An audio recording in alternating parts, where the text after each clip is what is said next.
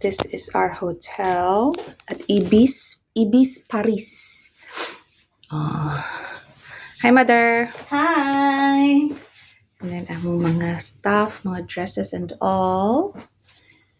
And ang door, tiny naman siya pero functional and comfortable. Ang table, TV, and then that's the bed. Then the window, katong na-view sa Eiffel Tower, and then this is the banyo. Oh, mga panting ipang laban. Maglaba po di ko panty niya.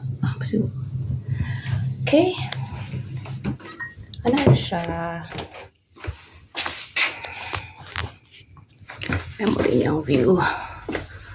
Tada. Ito lang Eiffel. Layo-layo ba siya pero at least ma-view. Wala ko kitaan ni gabi kay natulog na ko.